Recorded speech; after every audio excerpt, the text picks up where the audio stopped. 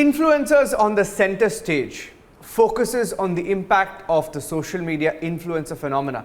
Now, the address emphasizes on the potential of change and reach that being an influencer provides, and the counterbalancing of this with brand integrations, social responsibility, and being real with the audience. On to our next panel now, and the emerging social selling landscape in India has made the gap between consumers and sellers smaller and has in many cases ensured that the social media platform itself is the primary source of e-commerce and digital transactions.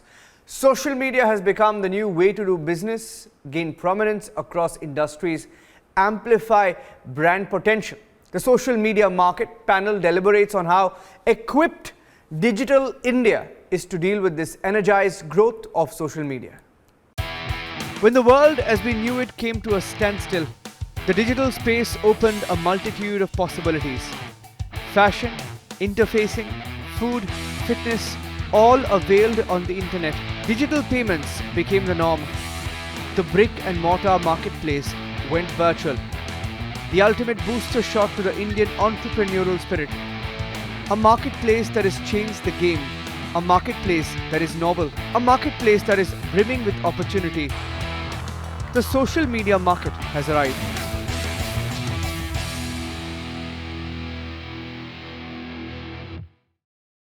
Hello, everyone. Welcome to the Social Media Summit hosted by the Republic Media Network. And this particular segment discusses the social media market, and especially in a country as dynamic and vivacious as India.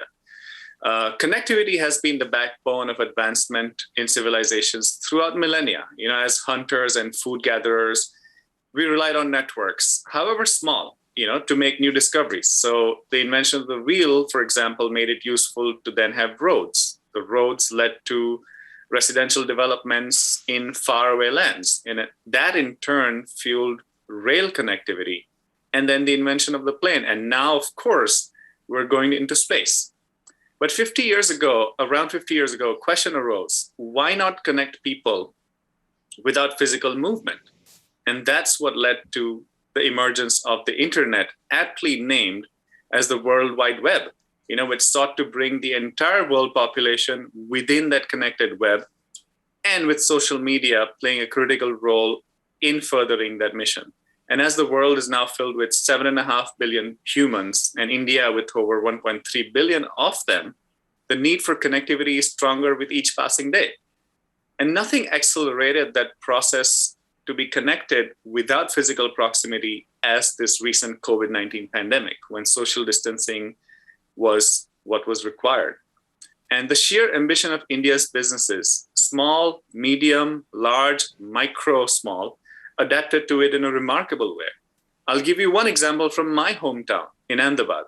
A local Kirana store, for example, created an Excel document on his Google Drive and shared it with the neighborhood that I'm in. And the people simply jotted down what they wanted, their orders, and deliveries would be made without any in-person contact. Money was transferred in a digital way. Now, this, in a sense, happened because of a shocking decision in 2016 by the Modi government to demonetize 500,000 rupees currency notes. And it was shocking, but it suddenly brought several Indians closer to adopting cashless methods of paying and earning. From your domestic help to the rickshaw driver, to the local panwala, everyone is accepting cashless payment. And despite this mammoth size of the market called India, just around 41% of India's population is connected to the internet. Yet, in terms of absolute numbers, India has more Facebook users than any other country. YouTube's viewership has grown 85% in the last year. WhatsApp is the new neighborhood chalk or quad for hundreds of millions of users. So if you're doing business in India and you aren't leveraging the sheer power of social media, what are you doing? And discussing this with me are four of the most brilliant, innovative, driven, and digitally savvy minds from India Inc. I hope to learn a lot from them because they're heralding some of the most exciting ventures, very much in tune and adapted to the unique Indian context. First, I'm going to introduce Garima Khandelwal, Chief Creative Officer of Mullen Lintas. Garima, you are one of the lead so-called millennials for an agency that helps businesses build brands and set narratives through a blend of creativity and strategy. You guys are present in Mumbai, New Delhi, and Bengaluru. You can have an excellent product or provide unparalleled service, but if you don't build your brand, how do people know about it? So welcome to the show. Next, we have Siddhant Bhargav. He's the co-founder and nutrition and fitness head and the adult man-child behind the Food Darzi brand. As your website describes, this is not something I've made up. You guys deliver custom meals, keto, vegan, and all the other variations that nutritionists talk about. And you guys are currently in Mumbai, NCR, Bengaluru, Pune, Hyderabad, and Chennai. So welcome. Anshu Sharma, co-founder and CEO of Magic Pin. You guys help every Indian fulfill the best ever dream, bachat, savings. You're live in major metropolitan cities, and what caught my attention most was that you're live in Ahmedabad, which is my hometown. So I'll definitely try you out when I'm there next. And last but not the least, we have Raj Gopal AS, founder and CEO of Mine app. Now, this app is very interesting in the sense that it enables decentralized one-on-one conversations, which are private and ad-free, in addition to having several other features. The persona feature, which enables users to have different personas, that sounds very interesting. And the live local feature, which enables people to discover local businesses and stores. So welcome all of you to this summit. And let's start with getting your views on many questions that I have. In a couple of minutes, if you can just tell me what is the potential of India's social media market for each of you. Can we start with Garima first? So I think the potential for social media really was, exhibited during the second wave of the pandemic, right? I mean, how it exploded, how people used it to really gather empathy or share news. And I think it kind of exhibits how really potent the scene is. And I think for the marketplace as well, right, you can directly be in touch with your consumer, you can curate, you can sharpshoot. As an advertiser, I can do all of that with the social media. So I think it's just still unlocking really the magnitude of the medium that we are in today. I think I totally agree with what Garima said. It's only just starting. Like I think 2020 is when, I don't know, I think 50% increment in e-commerce transactions took place, even for a business like mine. It's only just starting out because we're only present in the metro cities right now. And we're just moving to the tier 2 cities. And we finally think of the tier 2 cities as a market because it's finally accessible. It's only because the social media market is growing and growing. And that's why a business like ours can even think about moving to a tier 2 city. So it's only the beginning, and I'm super excited to see because I think around 20% or maybe even lesser than 20% of Indian businesses are actually on the social media market. And when the remaining 80% actually get here, that's when things are going to get really exciting, saturated of course, but I think that's when the excitement is really going to blow up. How about you, Raj Gopal? What's the potential of India's social media market? And as I understand, correct me if I'm wrong, but your business, in a sense, competes with some of the established social media players right now, if I understood it well. Yeah, I mean, that's the aspiration. So we actually looked at what all the apps do. We kind of realized that, we just do 3 simple things in every app. I mean, apps facilitate discovery, they facilitate interactions, and they facilitate transactions. The moment you can abstract these 3 utilities, you can actually build a super app. So our thought process was to actually build a system in place, I mean, which facilitates discovery, interaction, and transactions. And the moment we are able to do that, we are able to almost serve every use case. So the way we are seeing this market is that we also want to deliver a wide range of products, I mean, from one single app, because I think there are too many apps in the market and people don't really need to juggle between multiple apps for multiple use cases. So the way we are looking at the market is as market usage and maturity goes up, I mean, we actually provide the market with a fairly comprehensive app with 3 simple things facilitated, which is discovery, which is interactions and transactions. This is how we are looking at it. And Ashu, what is the potential of India's social media market? How have you seen it better itself, if at all it has, in the last 12 months, but especially, your journey over the time since Magic Pin was created? So I think if you look back even 5 years or 10 years, right, where you started with internet, then there were layers of abstraction built on top of that. There was first just the web pages, then India at least saw internet more on the smartphone. Now we have 700 million of those, right? And now we have, in a way, the access to that internet coming via social media. So I think internet in India is synonymous with social media. It's really hard to not see them together. What would someone do on their smartphone? They'd use WhatsApp, they'd use Instagram. So to an extent, the access to internet is through these platforms.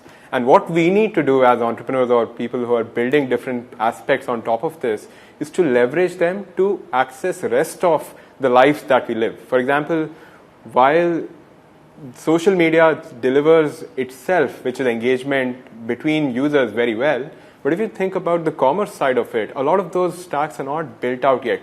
Payments is built out, but there's so much of fintech that's getting built out underneath that. Our business is about discovery and savings for local offline retail, right? All of those pipes are getting built. So I think social media is synonymous with internet, and it's for us to figure out how do we plug into all of that social media and build out new use cases that continue to transform our lives. Brilliant. Thank you. My next question is, have you seen your advertisement budgets, change from placing ads on conventional platforms? But I don't even know if some of you ever placed ads on conventional platforms. I think, we're going past that stage, but I might be wrong, so I want your view on it. So have you seen your advertisement budgets, change from the conventional platforms? We see the billboards on the roads from, placing ads on channels, including Republic, for example. And has that, shifted more to social media platforms? And if so, how and to what extent? And what prompted that change? Was it just raw data in terms of how many users are on it? And as you said, Ashu, that, Indian internet is synonymous with social media. And I completely agree that, Indians have adapted to that primarily because of, the attractiveness of social media. So, Ashu, let me just start with you first. How have you seen this advertising patterns change, and especially for your business? Yeah. So I'd start with the second part of your question. I think, traditional ATL methods of advertising are still very unique and very valuable, right? Television, radio, newspaper. I've at least found them to be able to deliver the use case of branding in a way that I think online media doesn't do.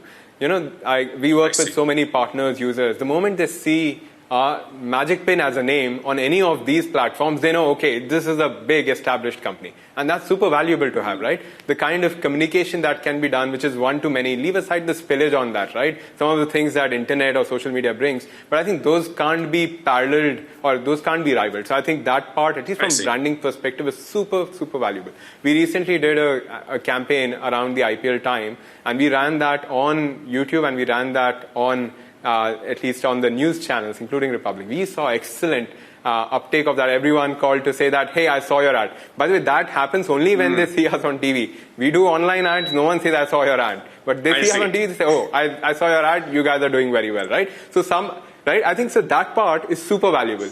So I think if the content can be great, then social media takes the job of distributing that content very well. And that's very effective. So I think finally it's still a mix across all of these. Depending on what use case we are trying to solve for, we use the right set of tools for that. Okay. Rajgopal, what about you? How have your advertising approaches changed, if at all? Or rather, what are your main ways of advertising this innovative product? So I think the TV is pretty critical so that it establishes the brand in terms of seriousness and stuff like that. We saw, of course, but most of the user acquisition actually, we also acquired a lot of content creators on the app. So all this happened actually on the digital media, but the credibility was actually set in the TV and in that space. For us, print was a washout, but Few of my friends who saw the print, I mean, maybe said, it's a great ad and all that, but I think the money we spent on print versus how it was looked at, I mean, how the return that we got was very poor. So how we did was we had different QR codes in each of these media, so that when people are actually reacting to those ads to download an app or whatever other activity that they want to do, we kind of know where it is getting, actually the interest is getting generated.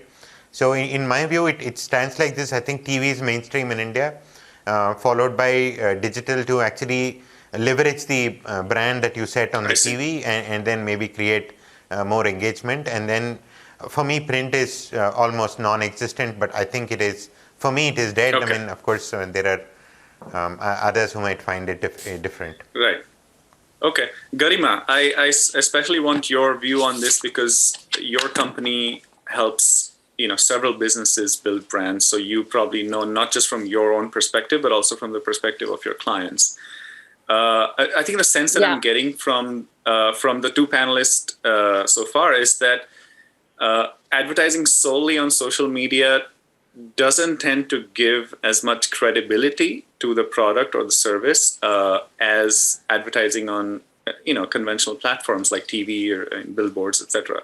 Is that how you see it as well? Yeah, so I'll really agree with what's been said already. It's not happening in lieu of the ATL mediums, right? I mean, those are still sacrosanct. They still serve a purpose. But there's a lot of integrated communication that's possible. You can use one medium to really, help out what's happening on another medium.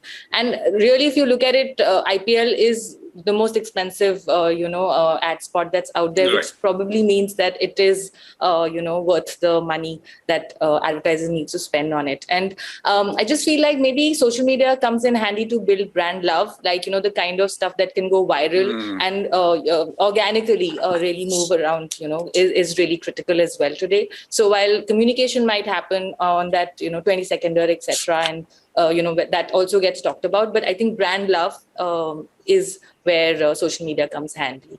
And Siddhant, what about you? Are you guys advertising only on social media? How do you guys reach your users? Is it through other conventional platforms like maybe coupons in mails, or how do you do that?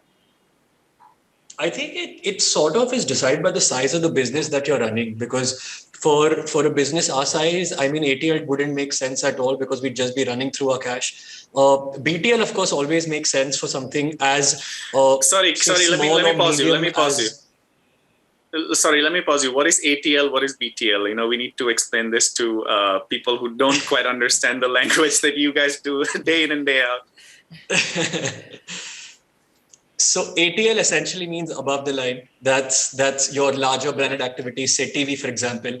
BTL would mean something which is more targeted, which essentially would mean your social media marketing, your performance marketing in essence. Okay. And TTL, which is a new term, it sort of is through the line, which is more like an integrative term, which is something businesses will move towards. So giving an example of Food Darzi, the business that I run, with the current kind of revenues that we make, ATL just doesn't make sense for us because there's no trackability. We're just going to be thinking that we're running through all of our cash.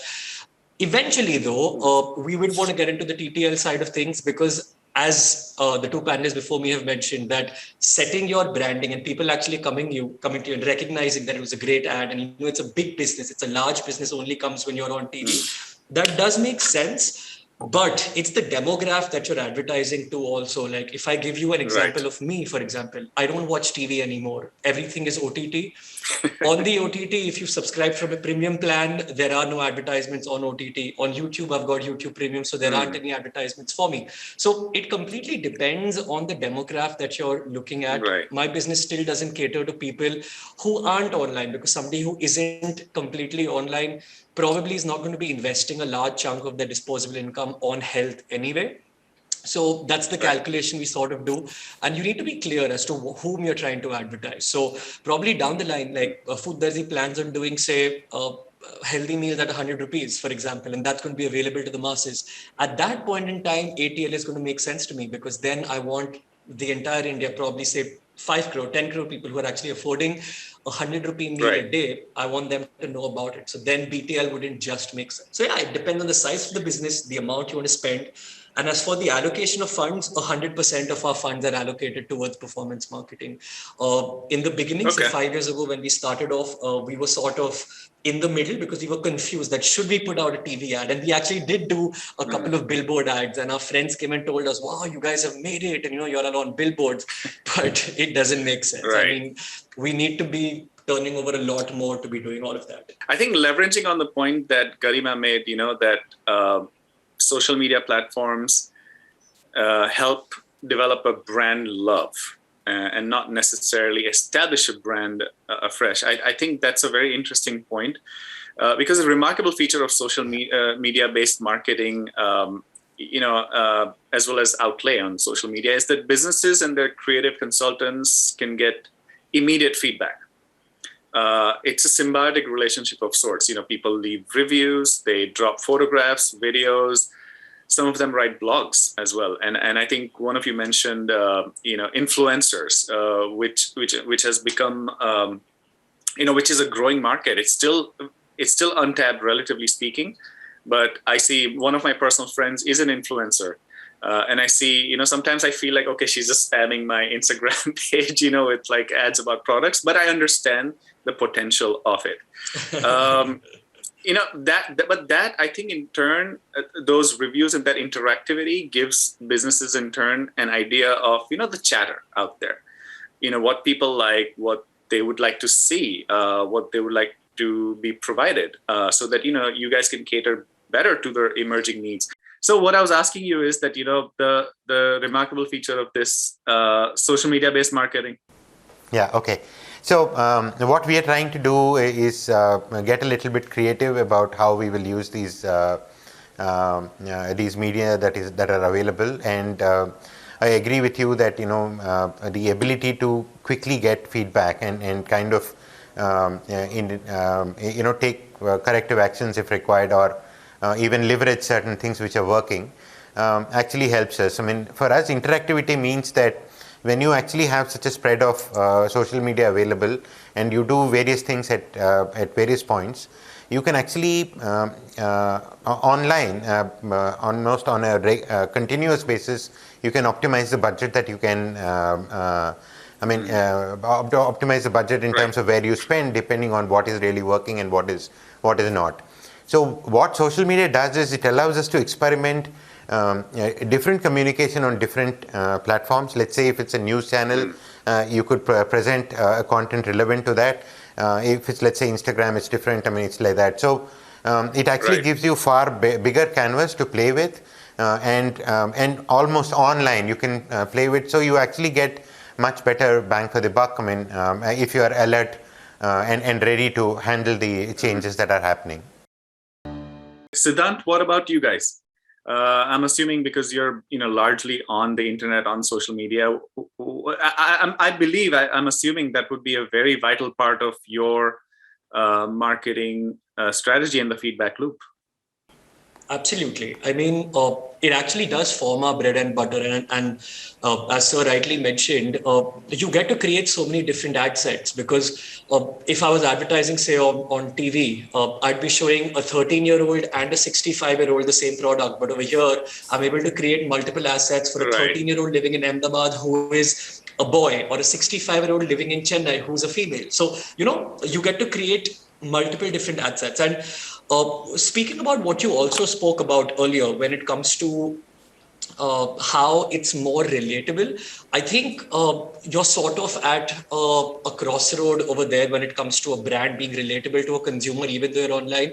What I've felt is that a lot of brands aren't relatable to their consumers on social media, because consumers start thinking of a brand as a brand, the relatability is actually not there. I mean, if you look at somebody like Zomato, the way they market is extremely quirky. It's very spontaneous. It's very fun, is why it's relatable. But a lot of other brands don't end up doing that. That's where the influencers come into the picture. So brands that do not have faces can end up using influencers as relatable faces so that the audience can engage with the influencer, which sort of means they can engage with the brand. So it's like a web, and a lot of things are happening, a lot of things are possible, and it's very, very targeted. Garima, what are your thoughts on this? Yeah, so I just feel like, there's a lot of stuff that organically brands also pick up, right? If Lay's took out some ad, a lot of brands can tag Lay's and talk about it. That conversation, I think, is very important today, because I guess everybody knows what a paid partnership looks like, right? If an influencer is coming in and talking about it as a paid influencer, you know that. And I think what really consumers want is, I mean, today, even if I'm not happy with any product, I can immediately go on their social media page and tweet about it, etc. So that connection is very clear. But I think what we really seeking today are conversations that happen organically, whether from a long format video or from something that you do which gets picked up and gets talked about, on social media. I think that's really vital. Okay, and Ashu, what are your thoughts on this? And how has the feedback loop been helpful to your business? Yeah, I'd still go back to that content piece. I think content just wins every time on social media. If the content is right, it just travels so much distance. One of the pieces that I can relate back to, we did a bit of a guerrilla kind of campaign earlier this year at the time of IPL again, and it became popular as a bread ad, and it just ran off. And because it was so right, and people started to share that with their own view, and then it started to trend on LinkedIn. There's so like that. With very little amount of spend, we could get some 6-7 million views on that, right? Largely because the content was exactly on point. Now the same thing applies to influencers also. I can pay, and influencers are willing to work on certain amount of money, paid upfront or variable or in kind, and you can get them to say something. But that's not always credible unless the content is done in a way that some authenticity comes out. I'll give you an example. Like Magic Pen would be known for, let's say, going out for a perfect evening date.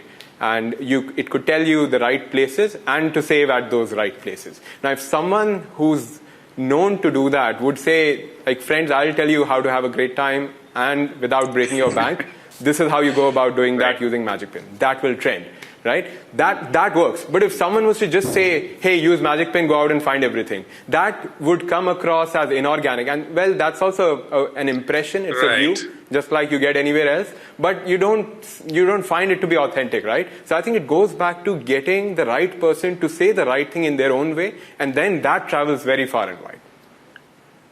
Got it. Okay, very interesting. All of you can tell me, what are the challenges today of leveraging social media and the World Wide Web in general for your businesses or those of your clients? What are the challenges that you face, and what hope do you see to overcome those challenges? Maybe if we could just keep it about a minute or so.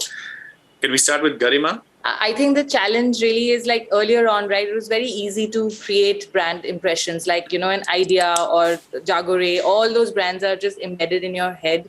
And right now, I think anything you do has a shelf life of 3 days. So I think the real challenge is to keep innovating and, keep creating that conversation with your brand, for your brand, with the consumers. And because the medium is such that it's constant. You don't know what might become viral. You don't know what, you think might really hit the spot, may not. So I think that's really the challenge of the times you're in, and it's exciting. But I, of course, have the perspective of how it used to be and how every brand today, if it can even reach that, mind space in the consumer's head that brands have enjoyed, I think, the success. Interesting. Rajgopal, what are your thoughts? What challenges have you faced in, leveraging social media and, for your business? Yeah, I think it's already too crowded.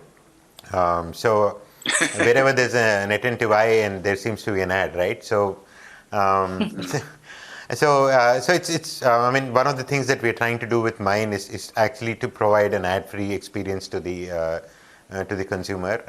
We can discuss that later, but the real thing is that I think it's too crowded. It really takes a lot of effort. It is not as simple as the traditional media. You can't. You can just spend the same amount of money and really lose the whole thing unless you are very alert about it, because it is expensive. It is as expensive as traditional media if you want to get the same amount of impact. But the real problem is, we discussed, if you don't get the content right, we don't get the attention, I think it's too crowded. Right. The money just goes waste. I think the point that you mentioned is very, very valid. The content, and your content is the king. So Ashu, you are the one who made that point. Let me have your perspective on, what challenges do you see and what hope do you also see, to overcome them? Yeah. So I'll go back to the starting point, right? I think social media is there, it'll grow. How do we solve the problem statement for offline retail is what we are working on. India's retail is 90% offline, and they are unable to leverage social media today. The Googles and the Facebooks, they work very well for online, but like those clicks don't mean anything for a guy who's offline.